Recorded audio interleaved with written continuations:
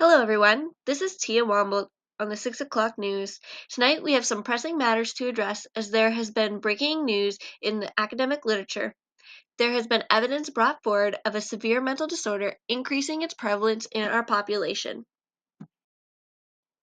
This disorder is bulimia nervosa. This is a serious mental disorder that is characterized by repetitive episodes of binge eating and compensatory behaviors. These behaviors include self-induced vomiting, use of laxatives, diuretics, amphetamines, or prolonged periods of starvation. We are encouraging the public to become educated on what a binge episode may look like. An episode of binge eating is identified by eating a large amount of food within a discrete period of time, as well as the person having a sense of lack of control over their eating during this episode.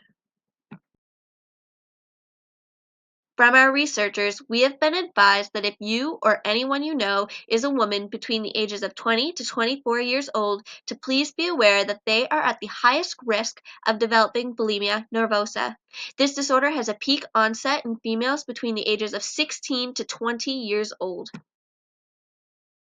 This just in: to be fully diagnosed with bulimia nervosa, individuals researchers are warning the public that they have found environmental, genetic, sociocultural, and reproductive hormones that are risk factors for developing bulimia nervosa. We are now going to hear from our on-site reporter who is with a researcher now.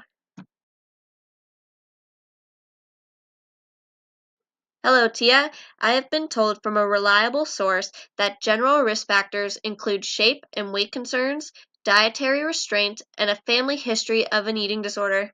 Others include stressful life events, including exposure to physical or sexual abuse, certain familial experiences, and negative emotional attachment. Specific risk factors such as possible biological mechanisms have been found. These include the disruption of neurotransmitters serotonin and estrogen, dysregulation in either general brain arousal caused by serotonin or specific system coordination that is influenced by estrogen can contribute to dysregulation in eating behavior. This can be by either over-preparing the individual to find and eat food or under-prepare the individual to stop eating completely. All right, that's all from us here. Back to you, Tia. It has also been brought to our attention here at the 6 o'clock news that researchers have found possible genetic risk factors for developing the disorder.